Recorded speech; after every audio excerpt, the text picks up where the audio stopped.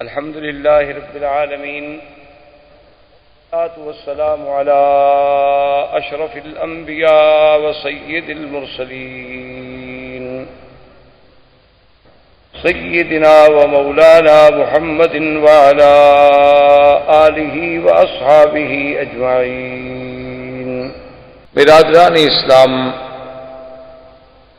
واجب الاحترام بزرگوں، دوستوں، عزیز نوجوانوں، سیرت رسول پاک صلی اللہ علیہ وسلم کے ضمن میں ہمارے یہ دروس کا سلسلہ کئی ہفتوں سے جاری ہے الحمدللہ۔ زمانہ قبل الاسلام،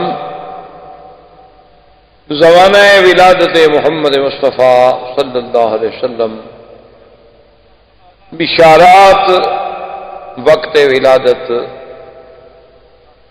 ولادت کے بعد کے ارہاسات و معجزات، اور حضور صلی اللہ علیہ وسلم کا شباب، زمان بعثت، معارضہ کفار قریش، تعذیب مسلمین، ہجرت الی الحبشہ، ہجرت الی المدینہ، اور ہمارے دروس کی بات پہنچی تھی غزوہ بدر۔ غزوہ بدر جو ہے یہ اسلام کا سب سے اول غزوہ ہے۔ غزوہ بدر جو ہے یہ ایک ایسی باعظمت اور شان والا غزوہ ہے کہ اس کے بعد اس کے مقابلے پہ کوئی غزوہ نہیں آ سکتا۔ اور اسی غزوہ بدر کو، یوم بدر کو، اللہ نے قرآن میں یوم الفرقان کے نام سے ذکر فرمایا۔ اور غزوہ بدر جو ہے بے اعتبار زمانے کے بھی سب سے افضل زمان میں کہ رمضان المبارک میں واقع ہوا، اور بے اعتبار سبقت کے بھی کہ مسلمانوں کی مظلومیت کے بعد، مقہوریت کے بعد یہ پہلا موقع ہے کہ اسلام نے اپنے ماننے والوں کو اجازت دی کہ وہ میدان میں نکل کے کفار کا مقابلہ کریں۔ اور اس غزوے کی عظمت یہ بھی ہے کہ سرکار دو جہاں خود تشریف ساتھ لا چکے ہیں، اور یہی وہ غزوہ بدر ہے کہ جس میں اللہ کے فرشتوں نے بھی قتال کیا۔ اس سے پہلے یا اس کے بعد پھر کسی غزوے میں فرشتوں نے قتال نہیں کیا۔ فرشتے اترے تو ہیں لیکن انہوں نے جنگ نہیں لڑی۔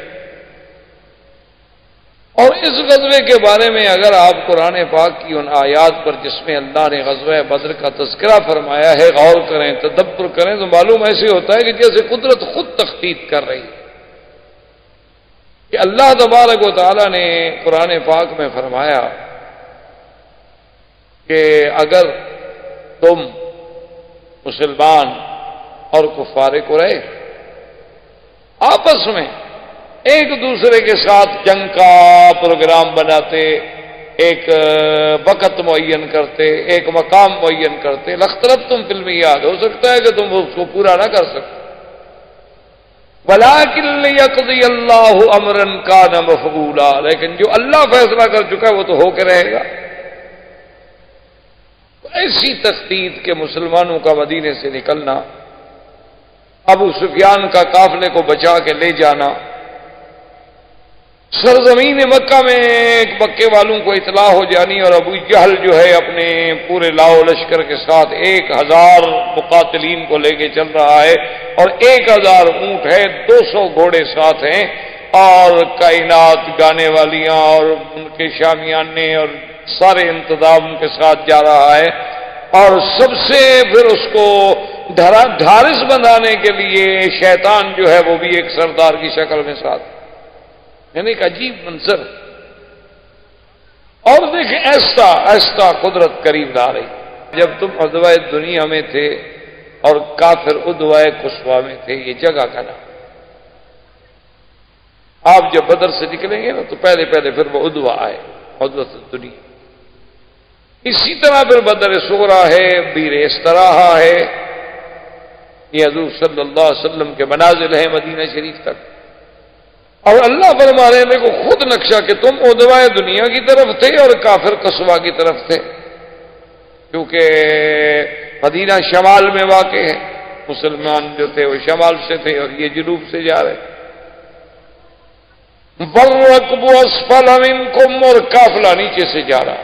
اللہ فرماتے یہ تو سارا ہم کر رہے ہیں، اگر تم کرتے تو تم وعدے پہ شاید نہ پہنچے، لیکن ہم چاہتے تھے کہ فیصلہ ہو جائے، حق اور باطل نکھر جائے، صدق اور کذب جو ہے الگ ہو جائے، ظلمت و نور کا جو امتیاز ہو جائے، یوم الفرقان بن جائے. اس کے بعد حضور صلی اللہ علیہ وسلم پھر آگے بڑھے. صحابہ نے کہا کہ آگے بڑھے چونکہ یہاں تو پانی کا مسئلہ ہو. پھر یہ بدر میں آئے، مقام بدر پہ پہنچے، مائے بدر پہ پہنچے، اور اس طرف کافروں نے ڈیرا ڈال لیا اور ادھر مسلمانوں نے اب آمنے سامنے صفے بن گئے. حضور صلی اللہ علیہ وسلم نے حکم دیا کہ مسلمان جو ہیں وہ صرف ایک ہی صف بنا لیں، بس اب میمنہ میسرہ کی گنجائش ہی نہیں. کتنے آدمی ہیں؟ 313 تو آدمی، اور سامنے 1000 کا لشکر ہے. اب میمنہ میسرہ تو وہاں ہوتا ہے نا کہ جب کسی کے آپ نے فوج پہ اور کسی مقام پہ حملہ کرنا ہے. اب تو ایک آمنے سامنے کی بات ہے، تو ایک ہی صف بنا دی گئی. اور کافروں میں ایک رواج تھا، اور اس زمانے میں یہ عادات تھی کہ جب جنگیں ہوتی تھیں، کیونکہ جنگ تلوار کی تھی، نیزے کی تھی، اور تیروں سے بارشیں ہوتی تھیں، اور تو کوئی یہ تو نئی جدید ٹیکنیک تو نہیں تھی کہ آپ اپنے ملکوں میں بیٹھ کے ہزاروں میل دور سے، سینکڑوں میل دور سے میزائل پھینک دیں. یہ تو سسٹم نہیں. اب تو جنگ نہیں ہے حقیقتاً اگر دیکھا جائے، اب تو یہ ہمیں ایک جدید ٹیکنالوجی کی اور دماغ کی جنگ. اب تو عقل لڑائے جاتے ہیں نا. اب کوئی بہادری، کوئی شجاعت، وہ تو مسئلہ ہی نہیں. اب ایک پورے یعنی نعوذ باللہ ایک پورے ملک پہ ایک ایٹم مار دیں، ایک بم پھینک دیں، بس ختم ہو گیا. بہادر کیا اور کمزور کیا. جنگیں تو پہلے ہوتی تھیں جب آمنے سامنے ایک دوسرے کا مقابلہ ہو. اور اس وقت رواج یہ تھا کہ جب صفیں دونوں طرف سے کھڑی ہو جاتی تو لوگ مبارزت کرتے تھے. اس پر بھی میں کہتے ہیں مبارز، کہ حل یبارز نہیں، کوئی ہے جو میرے مقابلے پہ نکلا. تو کافروں سے ان کے بڑے جنگجو تھے، لڑاکا تھے، عقبہ وغیرہ، وہ نکلے. انہوں نے کہا کوئی ہے ہمارے مبارز؟ تو حضور صلی اللہ علیہ وسلم کی طرف سے حضرت مصعب بن عمیر اور سیدنا حمزہ نے. اللہ کی شان ہے کہ اللہ نے مسلمانوں کے لیے نصرت لکھی تھی، انہوں نے کافروں کو قتل کر دیا، مارے گئے کافر. اب اور جنگ میں تیزی آنے لگی، دونوں طرف سے غصہ بڑھنے لگا، جوش بڑھنے لگا. تو حضرت عبد الرحمن بن عوف فرماتے ہیں کہ میں نے جب صف پہ نظر ڈالی تو خدا کی قدرت ہے کہ میرے اس جانب بھی ایک نوجوان ہے جس کی عمر 17 سال، اور میرے بائیں جانب بھی ایک نوجوان ہے جس کی عمر زیادہ سے زیادہ 20 سال ہوگی، اور دونوں بھائی تھے، معاذ اور معوذ. بعض علماء نے کہا ایک کا نام معاذ تھا اور ایک کا نام اوف تھا. یہ افرا کے بیٹے تھے، معاذ معوذ ابن افرا. تو عبد الرحمن ابن عوف فرماتے ہیں کہ میں نے اپنے دل میں یہ تمنا کی، یہ خواہش کی کہ کاش میرے دائیں بائیں کو بہادر ہوتے، کوئی تجربے کار ہوتے جنگ کے، تو چلو دوران جنگ میں مجھے بھی کوئی تھوڑا سا تو ریلیف ملتا. اب یہ دونوں بچے ہیں، میں ان کو سنبھالوں گا کہ جنگ کروں گا؟ وہ کہتے ہیں کہ میں ابھی اسی فکر میں تھا، اسی سوچ میں تھا کہ اس میں سے ایک لڑکے نے مجھے کہا کہ یا عمّی، میرے چاچا، این ابی جہل، ابی جہل کہاں؟ تو میں نے کہا ماں بے کبھی ابی جہل، بیٹا تمہیں ابی جہل سے کیا؟ اس نے کہا کہ یا عمّی لقد سمعت انہ آذى رسول اللہ صلی اللہ علیہ وسلم، خدا کی قسم ہے میں نے سنا ہے وہ میرے بدری کا دشمن، اور میرے نبی کو اس نے بڑی تکلیف دی. اور آج میں فیصلہ کر کے آیا ہوں اپنے گھر سے کہ میں یا دنیا میں زندہ رہوں گا یا ابھی جہل. کہتے میں نے کہا اچھا ٹھیک ہے، جب نظر آئے گا میں تمہیں بتا دوں گا. کہ ابھی اس نے بات ختم کی، دائیں کہا میں پھر ابھی جہل کدھر ہے؟ میں نے کہا بیٹا کیا بات ہے؟ انہوں نے کہا بس آج ہمارا فیصلہ. تو کہتے ہیں تھوڑی دیر کے بعد جب میں نے نظر ڈالی تو ابھی جہل کا شجرۃ فی الغابۃ، کہ جیسے ایک درخت درختوں کے جھنڈ کے اندر کھڑا ہو نا درمیان میں، ایسے وہ کھڑا تھا اور ہر طرف سے اس کو گھیرا ہوا تھا، کیونکہ وہ ان کا بڑا تھا،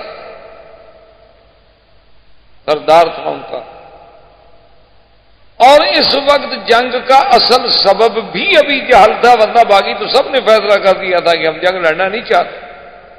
بنو ہاشم نے، بنی عبد المطلب نے، بنو عباس نے، سب نے کہا کہ بھئی جب قافلہ ہمارا خیریت سے چلا گیا ہے تو ہم کیوں جنگ لڑیں، لیکن ابی جہل نے کہا کہ نہیں، جنگ لڑنی۔ آج ہی تو ہمیں موقع ملا ہے کہ 313 مسلمان ہمارے سامنے ہیں، مدینہ منورہ بہت دور ہے، ان کو کمک بھی پیچھے سے نہیں آ سکتی، اور ہمارے ساتھ 1000 کا لشکر، ایک ہی دفعہ مٹا دیں گے، بات ختم ہو جائے گی۔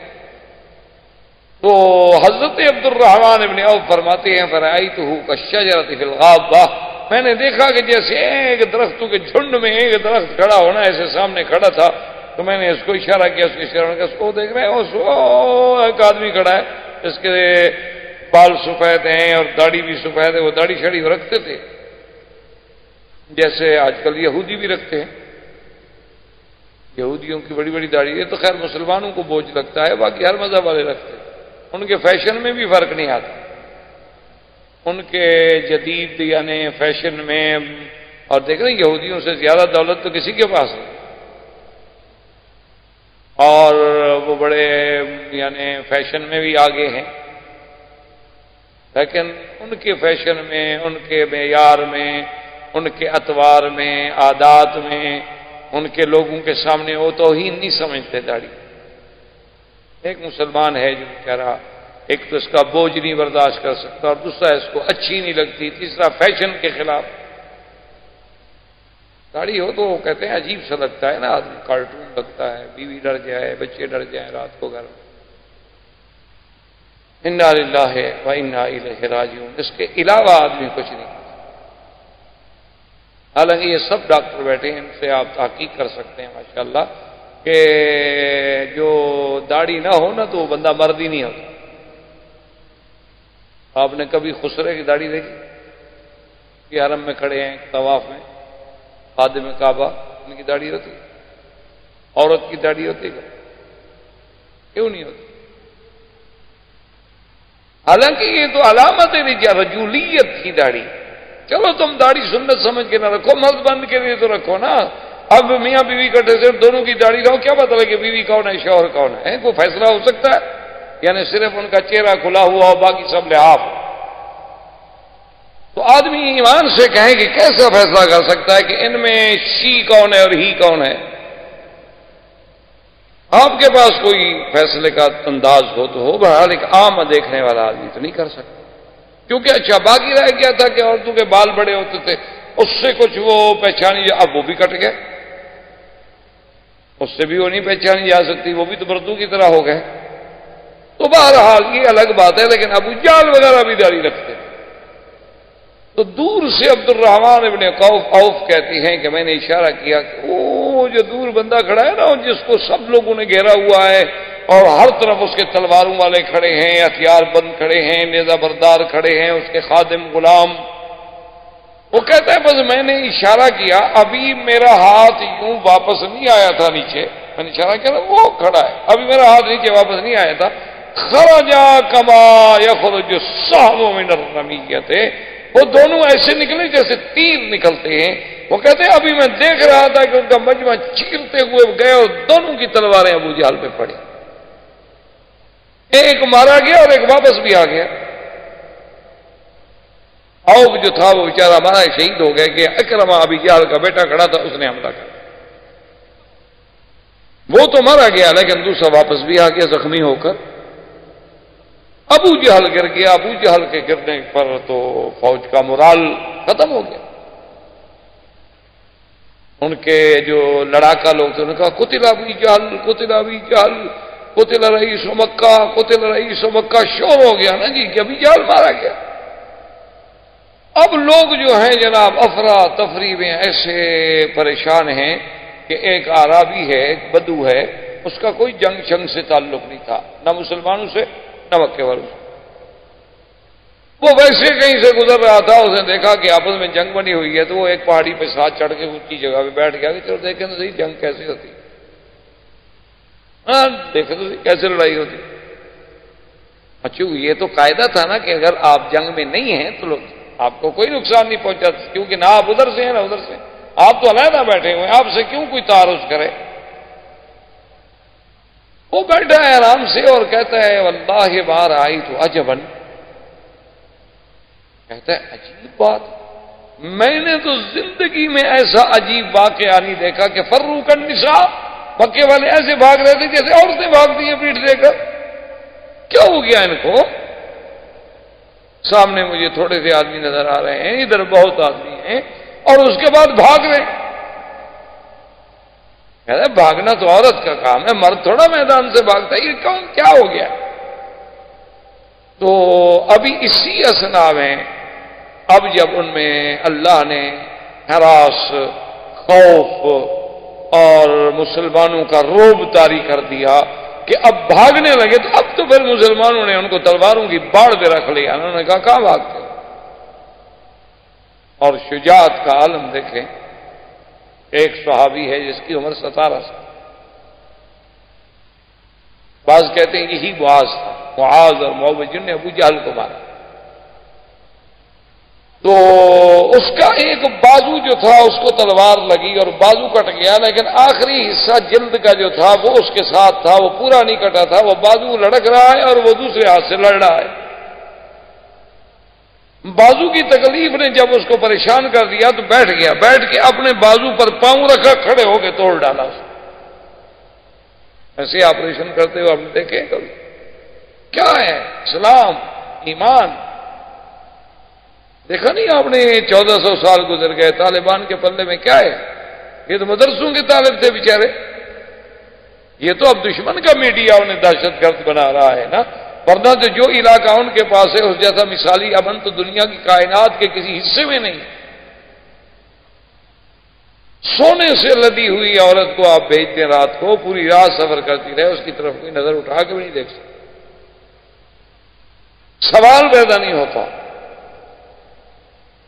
یہ تو چونکہ یہودی میڈیا ہے، سارا ان کے پاس جدید الیکٹرانک ٹیکنالوجی ہے، وہ بیچارے مسلمان ہیں، آپ نے دیکھا ہوگا کبھی ٹی وی سی میں دیکھا، داڑیاں رکھی ہیں بیچاروں نے اور چادریں کندھوں پہ پڑی ہوئی ہیں، اور جناب کوئی پتہ نہیں، کبھی نہ لڑے، نہ کبھی ٹریننگ لی، نہ فوج، نہ ان کے پاس تجربہ، اور سامنے کون تھے؟ جنرل عبد المالک جیسے فوج کے لوگ، جنرل دوستم عبد المالک، بڑے بڑے جنگجو لوگ جنہوں نے باقاعدہ رشیا سے ٹریننگیں لی، اور باقاعدہ منظم فوج کے منظم اور باقاعدہ جرنیل، اور یہاں سے کون قیادت کرنے والے؟ کون ہیں؟ مولوی داڑیوں والے۔ اچھا کھانے کو بھی کچھ نہیں، ایک پیالے میں سوکھی روٹی ڈال کے اور ٹکڑے بھگو کے کھا لی، چائے کا گھونٹ پی لیا، مل گیا ٹھیک ہے، نہ ملا ٹھیک، مل گیا تو الحمدللہ، نہیں ملا انہوں نے کہا ٹھیک ہوا۔ یہ کیا ہے؟ اصل بات یہ ہے کہ اندر جب ایمان و اسلام کی چنگاری پیدا ہو جاتی ہے تو پھر صحیح معنوں میں اس کی قوت کا ہمیں اندازہ ہوتا ہے۔ ہماری بدقسمتی تو یہ ہے نا کہ مسلمان ہم نہیں رہے، ہم نام کے مسلمان ضرور ہیں لیکن کام کے مسلمان۔ ایک صحابی حضرت قتادہ، وہ بھی اسی جنگ بدر میں ہیں، ان کو جو تیر لگا، کوئی چیز لگی تو آنکھ باہر اور لٹک رہی، اللہ معاف کرے، آنکھ کتنی نازک چیز ہے، کتنا انسان کے لیے باعث تکلیف ہے۔ اب شدت درد نے جب ان کو پریشان کر دیا تو ان نے ساتھیوں سے کہا بھی کیا دیکھ رہے ہو، میں تڑپ رہا ہوں اور تم دیکھ رہے ہو، بھی تلوار سے کاٹ دو، پھینک دو باہر، یہ لٹک رہی ہے اس لیے مجھے زیادہ تکلیف ہو رہی ہے۔ تو ایک صحابی نے کہا، اس نے کہا کہ نہیں، ہم یہ نہیں کرتے، ہم ایسا کرتے ہیں کہ پہلے حضور پاک کی خدمت میں لے جاتے ہیں، ان سے پوچھتے ہیں حضور کیا مشورہ دیتے ہیں کہ کاٹ دیں، کیا کریں، پٹی باندھیں، کیا حضور کی خدمت میں لے گا؟ فرمایا اذنوا منی یا قتادہ، قتادہ میرے قریب ہو جاؤ، اور قتادہ کہتے ہیں آپ نے اپنے ہاتھ پر میرا وہ رکھا ڈیلا اور میری آنکھ پر رکھ کے بس کیوں کر دیا، اور اس کے بعد کہتا ہے خدا کی قسم ہے آج تک پتہ نہیں چلتا یہ آنکھ زخمی ہوئی تھی کہ یہ زخمی ہوئی تھی۔ کہتا کوئی آج تک فیصلہ نہیں کر سکا پھر کہ میری وہ کون سی آنکھ تھی کہ جو جنگ میں باہر آئی تھی، حضور پاک کے ہاتھ لگنے سے بات ہی ختم۔ اب کفار جب دوڑے، زخمی ہوئے، مارے گئے، کچلے گئے، تو جنگ بدر میں 70 کافروں کا بڑے سے بڑا سردار جو تھے نا جی، جن میں عتبہ تھا، عتیبہ تھا، ابھی جہل تھا، بڑے بڑے جو ان کے رؤسائے کفار، صنادیدہ کفار قریش کے سب مارے گئے اور 70 گرفتار ہوئے۔ ابو جہل زمین پہ پڑا ہے، تڑپ رہا ہے، لیکن روح باقی۔ حضرت عبداللہ ابن مسعود رضی اللہ تعالی عنہ بڑے خفیف اور بڑے کمزور اور بڑے نحیف آدمی، یعنی آپ کی ایسی پنڈلیاں تھیں جیسے عام آدمی کے یعنی بازو ہوتے ہیں، ایسی باریک باریک پتلی پتلی سی، اتنے کمزور آدمی۔ ایک دفعہ مدینہ منورہ میں سرکار دو جہاں صلی اللہ علیہ وسلم بھی موجود ہیں، اور عبداللہ ابن مسعود کھجور پہ چڑھنے لگے کہ حضور کے لیے کچھ کھجوریں لے آؤں، تو وہ پنڈلیاں تھیں نا باریک باریک، تو صحابہ نے دیکھی تو ایک صحابی کو ہنسی آ گئی کہ دیکھو یار یہ کیسے جوان کی پنڈلی ہے، بڑا کہ بچے کی پنڈلی ہے۔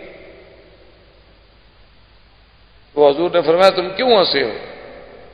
انہوں نے کہا یا رسول اللہ عجبت من ساقہ عبداللہ بن مسعود، حضرت عبداللہ بن مسعود کی پنڈلیوں کا خفیف ہونا دیکھ کے مجھے ہنسی آ گئی۔ آپ نے فرمایا تمہیں پتا ہے میرے عبداللہ بن مسعود کی شان کا؟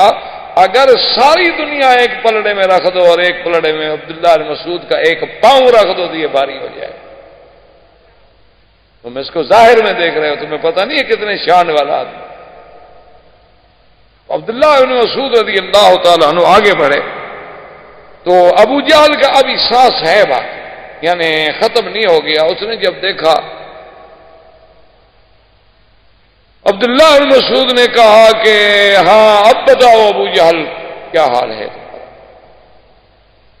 تو ابو جہل نے دیکھا، اچھا کہتے ہیں ہاں اچھا انت الذی ترعی الغنم عندنا، تم وہی نہیں ہو جو ہماری بکریاں چراتے تھے؟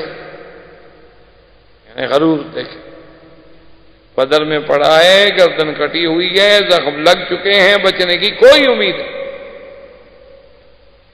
اور یہ بھی دیکھ رہا ہے اسی زخمی حالت میں کہ اس کے ساتھی سب بھاگ گئے، اور یہ بھی سن رہا ہے کہ فلاں قتل ہو گیا، فلاں مارا گیا، فلاں مارا گیا، لیکن غرور نہیں۔ عبداللہ بن مسعود رضی اللہ تعالیٰ عنہ اس کے سینے پہ چڑھنے لگے کہ اس کو تلوار ماروں، تو کہتا ہے کہ رائی الغنم، بکریوں کے چرواہے، تمہاری تلوار سے میری گردن تھوڑی کٹے گی، اور تمہاری کند سی تلوار ہے، خام خواہ مجھے بھی پریشان کرو گے، تم خود بھی تکلیف میں آؤ گے، میری تلوار نکال لو میری گردن کاٹنے کے لیے، سردار کی گردن ہے، سرداروں کی تلوار سے تو کٹ سکتے۔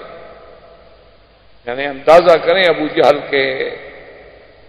اسی لیے حضرت اللہ شاہ بخاری رحمۃ اللہ علیہ فرماتے تھے کہ بھائی کفر ہو تو ابو جہل ہو، پھر کفر تو ہے نا، پھر کافر تو بنو نا، پکے بنو، یہ کیا آدھا تیتر آدھا بٹیر؟ کفر ہو تو ابھی جہل کا ہو اور ایمان ہو تو صدیق کا ہو، درمیان میں کچھ ہے، درمیان میں کوئی بات نہیں ہے کہ آدھا تیتر آدھا بٹیر۔ کعبۃ اللہ پہ بھی جا کے ملتزم پہ رو لیا، قبر پہ بھی سجدہ کر لیا، اللہ کے آگے بھی رو لیا، اور جناب جا کے داتا صاحب سے اور خواجہ نظام الدین اولیاء سے بھی مانگ لیا، اور جناب ماشاءاللہ قرآن میں بیٹھے عبد الباسط پڑھ رہا ہے تو جھوم رہے ہیں، اور قوالی لگی ہوئی ہے تو ماشاءاللہ اچھل رہے ہیں، اور اگر کوئی مغنی یا گانا گا رہی ہے تو موسیقی کی روح میں لے میں ڈوبے ہوئے ہیں ماشاءاللہ۔ یہ کوئی اسلام ہے؟ تماشا ہے؟ یہ کیا ہے؟ کون کہتا ہے اس کو اسلام؟ یہ کیا ہے کہ قرآن شریف پڑھ رہے ہیں ماشاءاللہ اور چوم رہے ہیں سبحان اللہ کہ سینہ ٹھنڈا ہو جائے اور شکل یہود و نصارہ سے ملتی ہے؟ کیا ہے؟ کہاں کا اسلام ہے؟ ادخلوا فی السلم کافۃ، قرآن کہتا ہے یا تو پورے اسلام میں داخل ہو جائے، پورے نکل جاؤ۔ وَإِن تَتَوَلَّوْا يَسْتَبْدِلْ قَوْمًا غَيْرَكُمْ ثُمَّ لَا يَكُونُوا أَمْثَالَكُمْ، اللہ فرماتے تم پھر جاؤ، میں قادر ہوں ایک اور قوم پیدا کر دوں۔ یہ تو نہیں کہ میرا اسلام تمہارا محتاج ہے، یہ تو نہیں کہ میرے اسلام کو تمہاری وجہ سے عزت ملی ہے، تمہیں اسلام کی وجہ سے عزت ملی ہے۔ ہمارے ہاں ہوتا ہے نا اکثر کہ اسلام خطرے میں ہے اور اسلام خطرے میں ہے اور اسلام کو بچاؤ والے لیڈر نعرے دیتے ہیں قوم کو. اسلام نہیں خطرے میں ہوتا، خطرے میں وہ خود بدبخت ہوتے ہیں. اسلام کو کیا خطرہ ہے؟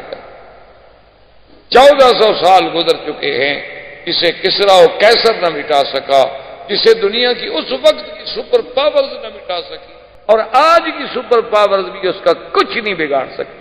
یعنی آپ دیکھ لیں گے انشاءاللہ کہ 10 سال کے بعد ان کا برم کھل جائے گا اور اسلام وہیں ابھرے گا. جہاں وہ مٹا رہے ہیں نا، اسلام ان کے اندر سے ابھرے گا. آپ دیکھ رہے ہیں، وہ وقت دور نہیں ہے. جن سٹیٹس میں ہم نے کبھی 2 مسجدیں نہیں دیکھی تھی، اب 2,000 مساجد.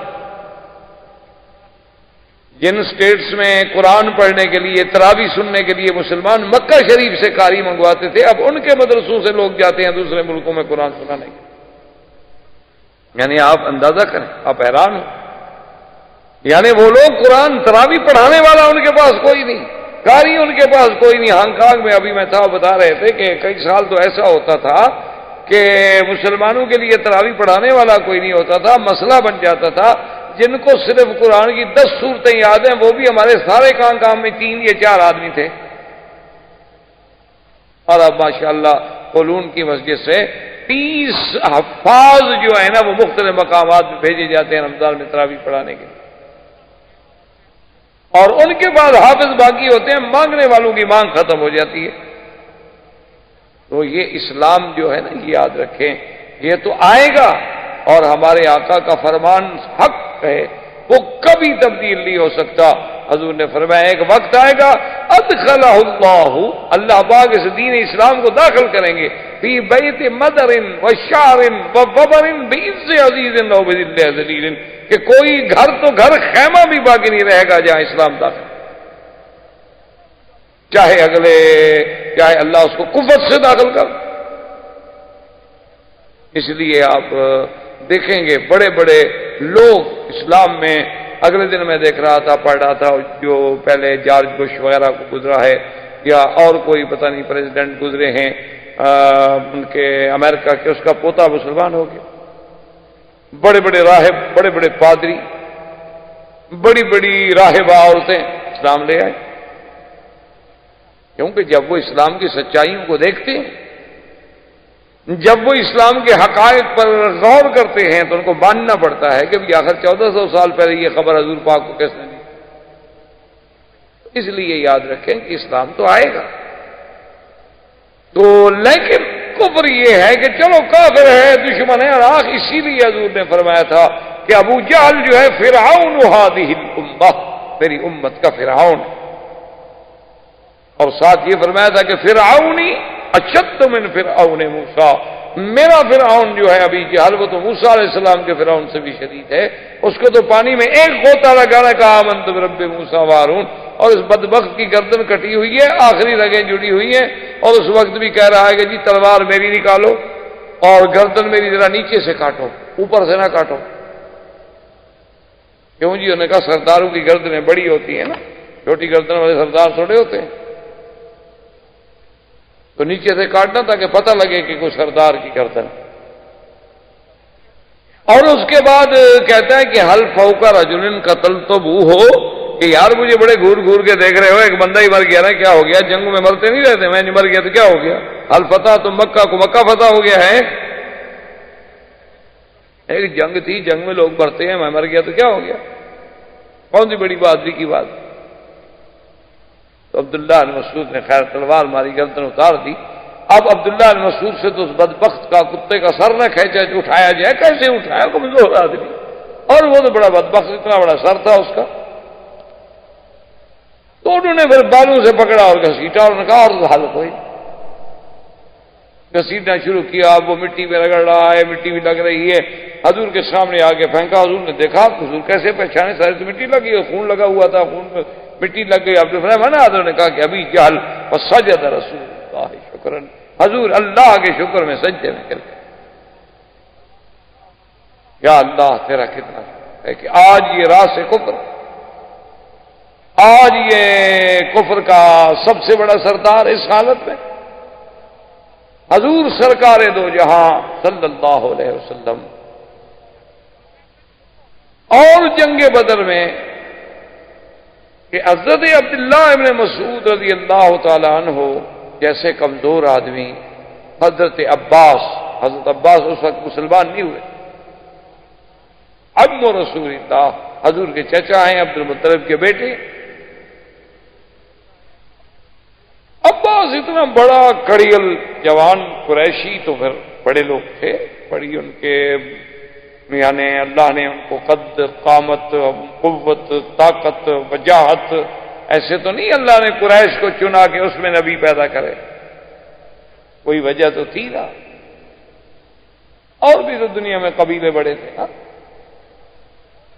تو اب ان کو گرفتار کر کے لا رہے ہیں اور مسلمان دیکھ رہے ہیں، حیران ہو رہے ہیں کہ عباس جیسا آدمی تو عبداللہ بن مسعود کو کندھے پہ اٹھا کے بھاگ جائے، یہ کیسے اس کو گرفتار کر کے قیدی بنا کے لا رہے ہو؟ چپ کر کے آ رہے،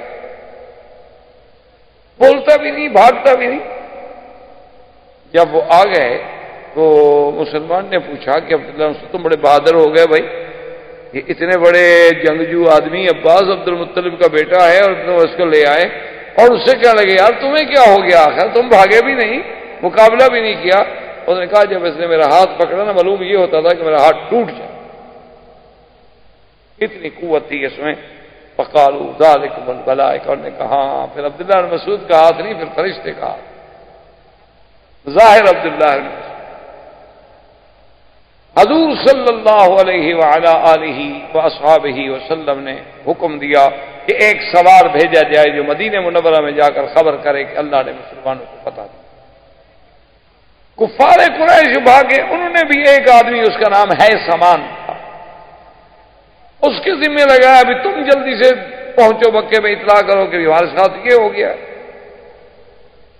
وہ ہے سامان جب آیا مکے میں تو دور دور سے اس نے چیخنا شروع کیا، قتل ابو جہل وقتل فلان وقتل فلان وقتل فلان، قتل امیۃ بن خلف، قتل عقبۃ بن ابی معیط، قتل فلان وقتل فلان۔ تو مکے والے پیچھے والے کیا کہہ رہے ہو؟ صفوان ابن عبد المطلب کعبے میں بیٹھے تھے، تو انہوں نے کہا معلوم ہوتا ہے یہ بندہ پاگل ہو گیا ہے، یہ اتنے بڑے سارے سردار جو تھے وہ ایک ہی دفعہ میں مارے گئے، کیسے ہو سکتا ہے؟ تو انہوں نے آ کے اس سے کہا کہ این صفوان، تمہیں پتا ہے کہ صفوان کہاں ہے بدر میں، اس کا کیا بنا؟ تو اس نے کہا کیا کر رہے ہو، صفوان تو تم ہو، صفوان بدر میں تو گیا ہی نہیں۔ نے کہا اس کا دماغ تو ٹھیک ہے، اس کا مطلب یہ پاگل تو نہیں، یہ تو صحیح کہہ رہا ہے، اب کیا کریں بھائی؟ اتنے میں اور آدمی پہنچ گئے اور پہنچ گئے اور سارے مکے میں ماتم ہو گیا کہ ہمارے تو سردار مارے۔ جلدی سے انہوں نے دار الندوہ میں میٹنگ کی اور ابو سفیان کو سردار بنا دیا کہ چلو تم چونکہ قافلہ بچا کے لے آئے تھے تو اب سردار جو ہے تم، سب سے پہلا آرڈر جو کیا ابو سفیان نے، انہوں نے کہا مکے والوں رونا دھونا بند کر دو، کوئی ماتم نہیں، کوئی آنکھ نہیں روئے، اور مسلمانوں کو بتلاتے ہو کہ ہم ختم ہو گئے، کمزور ہو گئے، رو رہے ہیں، ماتم کر رہے ہیں، عورتوں کی طرح چیخ رہے ہیں، ٹھیک ہے بدلا لیں گے۔ یہ کیا ہو، کوئی بندہ نہیں روئے گا اور کوئی بندہ اپنے قیدیوں کو چھڑانے کے لیے فدیہ نہیں دے گا، تاکہ مسلمان تو پھر عادی ہو جائیں گے، ہر روز ہمارا بندہ پکڑ لیں گے۔ لیکن آخر کون نہ روئے بھائی، اپنے باپ، بیٹے، بھائی، کسی سردار کے آرڈر سے آرڈر ہوتا رہے، لیکن گھروں میں بیٹھ کے تو ان کے تو ماتم ہو گئے، وہ مذاق تو نہیں تھی۔ اور یہی جنگ بدر ہے جس میں امیۃ بن خلف عجیب طریقے سے مارا گیا۔ امیۃ بن خلف سب سے بڑا دشمن تھا سرکار دو جہاں کا، اور یہ وہ ہے جو حضرت بلال کو عذاب دیتا تھا، حضرت بلال اسی کے غلام تھے۔ امیۃ بن خلف اور اس کا بیٹا جنگ بدر میں جب دیکھا کہ سب بھاگ گئے، اس نے کہا بیٹے سے کہ دیکھو بات سنو، اگر ہم بھاگتے ہیں نا ہم نہیں بچتے۔ کہاں تک بھاگے، شکست ہو چکی، اس لیے بہتر ہے کہ ہم اپنے آپ کو مسلمانوں کے سپرد کر دیں، شاید بچ جائے، چاہے ہمیں قیدی بنا لیا جائے، بعد میں ہمیں کوئی چھڑانے والا آ جائے، کوئی ہمارا فدیہ ادا کر دیا جائے، کچھ تو امید ہوگی نا، اگر مارے گئے تو پھر کیا امید ہوئے؟ تو مر گئے۔ انہوں نے کہا ابا آپ کی مرضی ہے۔ حضرت عبد الرحمن ابن عوف جو ہے تو انہوں نے بلایا کہ یا عبد ود، ان کا پہلا نام تھا عبد ود، ود ان کا بت تھا نا، بتوں کے نام تھے نا قرآن میں جس کا ذکر بھی، ودن و سواعا و یغوث و یعوق و نصرا، یہ سب ان کے بتوں کے نام تھے۔ عبد الرحمن ابن عوف کو جو آدمی عبد ود کر کے پکارتا تھا وہ بولتے نہیں تھے، جواب نہیں۔ اس نے پھر کہا کہ عبد الالہ، اللہ کے بندے، تو یہ کھڑے ہو گئے، نے کہا کیا بات ہے؟ انہوں نے کہا کہ دیکھو تم یہ جو زرہیں چن رہے ہو نا محمد مقام بدر سے، ان سے زیادہ قیمتی چیز میں تمہیں دینا چاہتا ہوں۔ نے کہا کیا ہے؟ انہوں نے کہا ان کو پھینک دو، تم ہمیں پکڑ لو، ہم دونوں تمہاری قید میں آنا چاہتے ہیں۔ کا مطلب تھا کہ ان کی پناہ ہمیں آ جائے، اسی طرح ہمیں پناہ دے دیں تاکہ پھر مسلمانوں سے بچنے کا کوئی حل تو ہو نا۔ تو نے کہا کہ ٹھیک ہے میں تمہیں پکڑتا ہوں۔ عبد الرحمن ابن عوف اور ان کے بیٹے کو امیہ اور بیٹے کو لے کے چلے۔ خدا کی قدرت ہے جس راستے سے جا رہے تھے اسی راستے میں بلال کھڑا تھا، تو بلال نے جب دیکھا تو صرخ بلال، کہا ھذا امیہ الذی یعذبنی، مسلمانوں دوڑو، یہ آ گیا امیہ بدبخت جو مجھے تکلیفیں دیتا تھا، یہ زندہ جا رہا ہے۔ ان نجا لا انجو ابدا، خدا کی قسم ہے آج اگر یہ بچ گیا تو پھر میں گویا زندہ نہیں۔ مسلمان تلواریں لے کے پھر کٹھے ہو گیا۔ بلال کیا ہو گیا؟ دیکھو امیہ۔ عبد الرحمن نے کہا ہذا اسیر، یہ میرا قیدی ہے بھائی، خبردار حملہ مت کرو۔ بلال نے کہا کہ دیکھو تمہارا قیدی ہو یا کوئی ہو، بات سیدھی ہے کہ اس نے مجھے اللہ کے دین کے لیے، توحید کے لیے، اسلام کے لیے انگاروں پہ تڑپایا ہے، میں اس کو کیسے چھوڑ دوں گا؟ عبد الرحمن ابن عوف کہتے ہیں کہ میں نے امیہ سے کہا ایسا کرو تم لیٹ جاؤ جلدی جلدی زمین پہ۔ وہ جلدی جلدی لیٹ گیا تو میں اس کے اوپر لیٹ گیا۔ میں نے کہا بھی اس کو مارتے ہو تو پہلے مجھے مارو۔ بلال نے مسلمانوں سے کہا کہ یار عبد الرحمن ابن عوف کو کوشش کرو، اس کو نیچے سے مارو بدبخت۔ تو عبد الرحمن ابن عوف تو اوپر لیٹے ہوئے تھے، وہ نیچے سے تلواریں مار مار کے صحابہ نے اس کو مارا۔ خدا کی قدرت ہے کہ عبد الرحمن ابن عوف بیچارے کی ٹانگ بھی مسلمانوں نے کاٹ ڈالی، اتنا جوش تھا۔ تو امیہ بدبخت تو یوں مرا۔ حضور نے حکم دیا کہ اس کو قلیب بدر میں، وہ جو بدر میں کنواں ہے اس میں پھینکا جائے۔ اب جب گھسیٹ کے لے گئے تو اس کی لاش پھٹ گئی اسی وقت۔ ایک تو ہے کہ کئی دن کے بعد چلو بھی اس میں نفخ ہو جائے، پھٹ جائے، اسی وقت ٹکڑے ٹکڑے ریزہ ریزہ ہو گئی، اور ایک ویسے بھی وہ ریزہ ریزہ ہو چکا تھا، تو اب اس کو کیسے گھسیٹیں، کیسے لے جائیں؟ تو انہوں نے بولا اچھا اس پر یہیں پتھر ڈال دو، یہیں اس کو ختم۔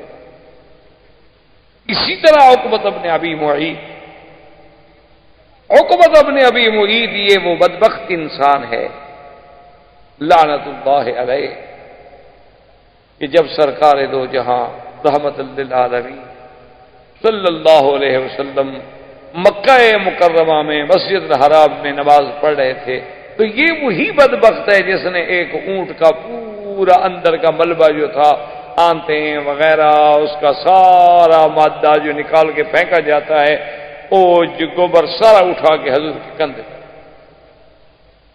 یہ باتیں آدمی پڑھتا ہے، مولویوں سے سنتا ہے اور چپ کر کے چلا جاتا ہے، لیکن غور کریں کہ یہ کتنی بڑی بات ہے۔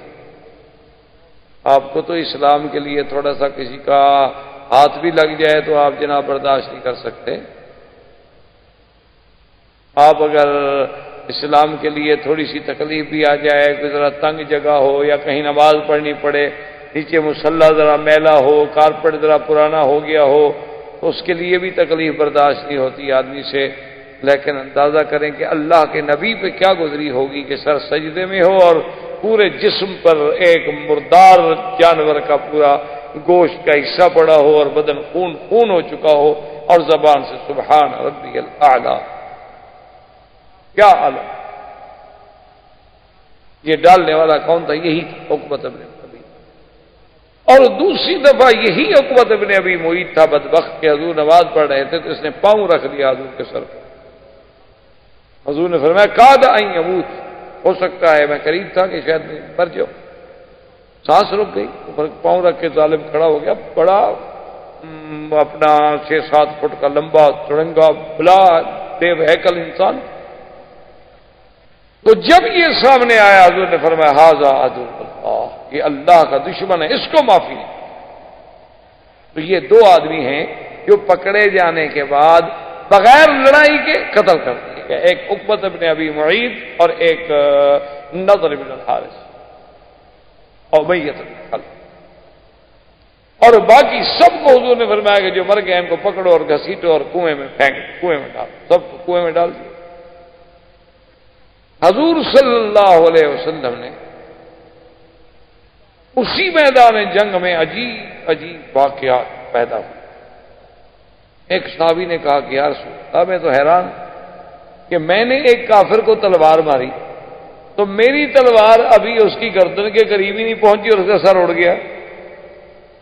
حضور نے فرمایا تمہیں پتہ نہیں ہے کہ اللہ کے فرشتے جو ہیں وہ آج بدر میں لڑ رہے ہیں، جو اللہ نے وعدہ فرمایا۔ اللہ نے فرمایا اگر تم صبر کرو، اللہ تبارک و تعالیٰ کا تقوی اختیار کرو، اللہ پاک مدد بھیجیں گے، یمددکم بخمسۃ آلاف من الملائکۃ مسومین۔ اللہ نے فرمایا 5000 فرشتہ آسمانوں سے، اور فرماتی ہیں فرشتے ہم نے کیوں بھیجے، ورنہ فرشتہ تو ایک ہی کافی تھا نا۔ اللہ نے فرمایا کہ ہم نے جو فرشتے اتارے ہیں صرف تمہیں خوشخبری دینے کے لیے، تمہارے دلوں کی تسکین کے لیے، ورنہ مدد تو میرے ہاتھ میں ہے، میں جس کو چاہوں مدد دوں۔ فرشتوں کی کیا ضرورت ہے، اللہ چاہے بغیر فرشتوں کی مدد کر۔ ہم نے کیوں اتارے تھے؟ تاکہ تمہیں طاقت ملے، تمہیں قوت ملے، تمہارا تسکین قلب ہو جائے، تمہاری اعانت ہو جائے، ورنہ اصل مدد تو میرے ہاتھ۔ وَمَن نَّصْرُ إِلَّا مِن عِندِ اللَّهِ، اور نہیں آتی مدد مگر اللہ تبارک و تعالیٰ کی طرف سے، وہ جس کو چاہیں اس کی مدد فرما دیں، وہ چاہیں تو ابابیلوں سے ہاتھیوں کو بروا ڈالیں، وہ چاہیں تو ہوا سے قوم عاد جیسی گرانڈیل قوم بڑی قوت والی طاقت والی کو فنا کر ڈالیں، اس کی مرضی۔ عاد اتنے بڑے، آپ کو پتا ہے کہ عاد قوم جو تھی اتنی بڑے بہادر، اتنے بڑے قوت والے لوگ تھے کہ ایک پتھر جو ہم میں سے 60 اور 70 آدمی نہ اٹھا سکے وہ اکیلا اٹھا لے۔ لیکن اللہ نے جب عذاب بھیجا تو کوئی فوج نہیں بھیجی، فرشتے نہیں بھیجے۔ اللہ فرماتے ہیں کہ جب ہم نے قوم عاد کو ہلاک کیا، جب ہم نے قوم عاد کو ہلاک کیا تو ہم نے ہوا بھیجی، اور ہوا بھی 7 رات اور 8 دن متواتر چلتی رہی، اور ایسے اٹھا اٹھا کے پٹخ دیا کہ دیکھنے والا دیکھے تو معلوم ہو جیسے کھجوروں کے پورے جسد پڑے ہوئے ہیں۔ فرمایا کہ دیکھو ان میں کوئی بچا، کوئی میرے عذاب سے بھاگ سکا، تو اللہ چاہے تو ہوا بھیج کے مدد کر دے۔ اللہ اکبر، اللہ تبارک و تعالی رحمت فرمائے۔ بارہ لوگ بھی عجیب ہوتے ہیں، اسی واقعے سے آج کل ہمارے لوگ ہیں نا، بعض جو آپ کو پتا ہے، بعض لوگ کہتے ہیں نا کہ منگل بدھ میں سفر نہ کریں، یہ ہو جائے گا وہ ہو جائے گا، انہوں نے انہی چیزوں سے نکالا ہے۔ انہوں نے کہا کہ قوم عاد پہ جب عذاب آیا، قرآن کہتے ہیں ایام نحسات، یہ نحوست والے دن تھے، تو کہتے ہیں کہ بدھ کے دن سے عذاب شروع ہوا اور بدھ کو ختم ہوا، اسی لیے بدھ کے دن جو ہے سفر نہ کیا۔ عجیب قوم۔ اچھا اگر ایک دن دشمن کے لیے منحوس ہو تو تمہارے لیے مبارک ہوگا یا تمہارے لیے بھی منحوس ہوگا؟ نہیں سمجھ آئی؟ جس دن دشمن مر جائے تمہارا، چلو اس کے لیے تو منحوس ہے، لیکن تمہارے لیے تو خوشی کا دن ہے، تمہارے لیے کیسے منحوس ہو گیا؟ منحوس تو ان کے لیے تھا جن پر اللہ کا قہر ٹوٹا، تمہارے لیے تو خوشی کا دن تھا، تم ان کی تقلید کر کے ان کی برادری بن رہے ہو کہ بھی ان کو بدھ والے دن پریشانی ہوئی تو ہم بھی بدھ سفر نہ کریں۔ یہ کیا عقل ہے یار؟ اللہ کے دن ہیں، یاد رکھو، ایک دن میں کسی کے گھر میں بچہ پیدا ہوتا ہے، کسی کے گھر میں موت ہو جاتی ہے، کسی کے گھر میں خوشی ہوتی ہے، کسی کے گھر میں غمی ہوتی ہے، یہ تو اللہ کا نظام ہے، یہ تو آپ نہیں کہہ سکتے۔ تو اس لیے اب آپ جناب اندازہ کریں کہ جنگ بدر میں یعنی ایسے ایسے عجیب عجیب واقعات آئے کہ اللہ تبارک و تعالی نے فرشتے بھیجے اور حضور قریب بدر پہ آئے۔ آپ نے فرمایا یا فلان هل وجدتم ما وعد ربكم حقا، کہ اے مکے والوں اللہ کا وعدہ سچا ہو گیا کہ نہیں؟ حضرت عمر نے کہا یا رسول اللہ آپ کن کو بات کر رہے ہیں، کن کو تکلیف فرما رہے ہیں؟ وہ تو بدبخت مر گئے، گل گئے، سڑ گئے، کنویں میں پڑے پڑے، ان کا تو پتہ نہیں وجود ہی ختم ہو گیا، اور آپ نے فرمایا بل انہ اسمع منک یا عمر، تم سے زیادہ سن رہے ہیں، کیا کہہ رہے ہو؟ میں ایسے خطاب کر رہا ہوں، میرا اللہ ان کو میری بات سنا رہے ہیں۔ حضور سرکار دو جہاں صلی اللہ علیہ وسلم اب جنگ بدر کے بعد جب جنگ ختم ہو گئی، قیدی آ گئے، حضور نے صحابہ کو بلایا، مشورہ لیا کہ ان کا کیا کیا؟ حضرت عمر نے کہا یا رسول اللہ اگر میری بات مانتے ہو نا تو جیسے جیسے یہ بیٹھے ہیں نا سردار، ان کے کوئی میرا رشتہ دار ہے، کوئی حضرت علی کا رشتہ دار ہے، کوئی حضرت جعفر کا رشتہ دار ہے، کوئی حضرت ابو بکر کا رشتہ دار ہے، کوئی حضرت فلاں کا رشتہ ہے، تو آپس میں سارے قبیلے کے لوگ نا، تو ہر رشتہ دار کو آپ حکم دیں کہ اس کی گردن اڑا دیں۔ حضور یہ مٹ جائیں تو اچھا ہے، کفر بچے گا نا تو پھر کوئی نہ کوئی یہ تو کمپلین نکالے گا نا، پھر کوئی نہ کوئی تو شاخیں نکالے گا نا، اس کو کہا اللہ نے موقع دیا ہے تو آج ہی کاٹ لو۔ حضور نے فرمایا عمر تم تو بڑے سخت ہو، پہلے ان کا 70 مر گیا ہے، 70 قیدی ہو کے بیٹھے ہیں، تو ان کو بھی ختم کرنے کے در پہ ہو۔ آپ نے فرمایا ابو بکر تمہاری کیا رائے ہے؟ اس نے کہا حضور بات یہ ہے کہ اگر آپ مہربانی کر دیں، چلو یہ کچھ فدیہ بھی دے دیں، مسلمانوں کی مدد بھی ہو جائے، اور ان کو رہا کر دیں تو ٹھیک ہے۔ آپ نے فرمایا اچھا ابو بکر تمہاری رائے مجھے قبول ہے، تو ان کو حکم دیا کہ بھئی ان کو فدیہ دو اور چھڑاؤ۔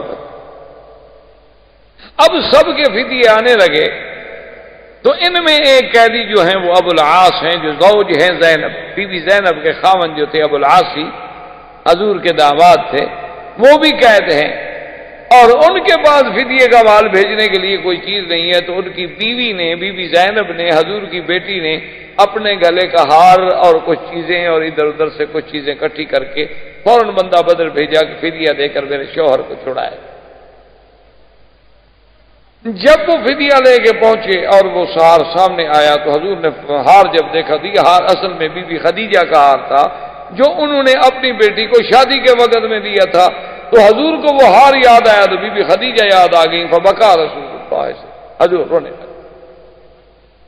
حضور نے فرمایا میرے صحابہ اگر چاہو تو اس قیدی کو بغیر فدیے کے چھوڑ کہ میری بیٹی کے پاس یہی ہار اس کی کل کی، اگر چاہو تم راضی ہو، چونکہ یہ معاملہ مسلمانوں کا ہے، میں حکم نہیں دے سکتا۔ صحابہ نے کہا حضور آپ چاہیں تو سب کو چھوڑ دیں، ایک بات آپ چاہیں حضور تو سب کو چھوڑ دیں، ہم آپ کی بیٹی کا ہار لیں گے۔ تو حضور پاک نے اس کو رہا کر دیا۔ اچھا خدا کی شان دیکھو، وہ بھی تو قریشی تھا، وہ مکے میں آ گیا، حضور صلی اللہ علیہ وسلم کی قید سے واپس پہنچ گیا، چھوٹ گیا، اس وقت اسلام نہیں لے آیا، بعد میں اسلام لایا کہ میں قیدی بن کے اسلام قبول نہیں کروں، اسلام قبول کروں گا تو جب آزاد اپنے منشے سے، اپنی خوشی سے۔ اور بی بی زینب کو بھیج دیا، بعد میں خود مسلمان ہو کے آ گیا، الحمدللہ اللہ نے اس کے اسلام کو قبول فرما لیا، اور حضور صلی اللہ علیہ وسلم کے اس فیصلے پر اللہ کی طرف سے ناراض، اللہ نے حکم دیا، اور حدیث میں آتا ہے کہ حضرت عمر آئے، دیکھا کہ حضور بھی رو رہے ہیں اور ابو بکر بھی رو رہے ہیں، تو حضرت عمر نے سلام کیا اور کہا یا رسول اللہ یا رسول اللہ حضور آپ کو کیا چیز رلا رہی ہے، مجھے بھی بتائیں تاکہ میں بھی تو آپ کے غم میں شریک ہو جاؤں۔ آپ نے فرمایا عمر آج اللہ کا عذاب گویا کہ اتر کے اس درخت کے قریب آ گیا تھا، اگر وہ اترتا لما نجا منہا الا سعد و عمر، اس سے کوئی نہ بچتا مگر عمر اور سعد۔ اللہ نے تیرا فیصلہ قبول کر لیا کہ ان کافروں کو قتل کر دینا چاہیے تھا، فدیہ کیوں لیا؟ ما کان لنبی ان یکون له اسرا حتی یسخن فی الارض تریدون عرض الدنیا واللہ یرید الآخرہ واللہ عزیز حکیم لولا کتاب من اللہ سبق لمسکم فیما اخذتم عذاب عظیم۔ اللہ نے فرمایا میرا مدنی یہ پیغمبر کی شان کو بات لائق نہیں کہ ہم دشمن قیدی بنا کے ان کے سامنے لائیں اور وہ چھوڑ دیں. کیوں دنیا کی آپ کو زیادہ ضرورت تھی؟ اگر ہم فیصلہ نہ کر چکے ہوتے کہ آپ کی ہر غلطی معاف ہے تو آج ہم پکڑ لیتے، لیکن ہم پہلے فیصلہ کر چکے ہیں کہ ہم نے اپنے پیغمبر کی ہر چیز معاف کر دی. پہلے بھی بات اکثر اللہ علیہ ما تقدم من ذنبک وما تاخر. حضور صلی اللہ علیہ وسلم کے صحابہ اصحاب بدر جبریل علیہ السلام اترے، انہوں نے کہا، سوال کیا کہ یا رسول اللہ یہ اصحاب بدر کے بارے میں آپ نے فرمایا اصحاب بدر جو ہیں تمام صحابہ سے افضل ہیں. تو جبریل نے کہا کہ ھذا فی السماء، یا رسول اللہ واقعی آسمانوں میں بھی یہی فیصلہ ہوا ہے کہ جو فرشتے بدر میں اترے تھے وہ سب فرشتوں سے افضل ہیں، اور جو بندے بدر میں آئے تھے وہ سب بندوں سے افضل ہیں. اور خدا کی شان دیکھیں، یہ مقام بدر والوں کو ملا کہ اللہ نے فرمایا، حضور نے فرمایا کہ اللہ نے اب دیکھا میرے بدر والوں کو اور فرمایا اعملوا ما شئتم فانی قد غفرت لکم، کہ اے اصحاب بدر آج کے بعد جو چاہے تم کرو، میں نے تمہارے گناہ معاف کر دیے. اتنی بڑی بشارت. اس کا مطلب یہ نہیں ہوتا کہ تم گناہ کرو، معنی یہ ہے کہ جب اتنا بڑا شان ملا ہے وہ تو اور زیادہ جھک جائیں گے، وہ تو اور زیادہ اطاعت کریں گے، اور زیادہ فرمانبرداری کریں گے، اور دوسرا پھر اللہ ان کو راستے سے ہٹنے نہیں دیں گے. وہ تو مقام بدر ہے. حضور صلی اللہ علیہ وسلم اور غنیمت کے ساتھ، کامیابی کے ساتھ، فتح کے ساتھ مدینہ منورہ میں تشریف لائے، اور پورے عالم میں اسلام کا رعب جو تھا وہ غزوہ بدر کی فتح کے بعد چھا گیا، غالب آ گیا. اب لوگ اسلام کو سوچنے لگے، سمجھنے لگے. تو یہ اول غزوۃ غزاها رسول اللہ صلی اللہ علیہ وسلم، واللہ تعالی عالم وعلمہ ختم.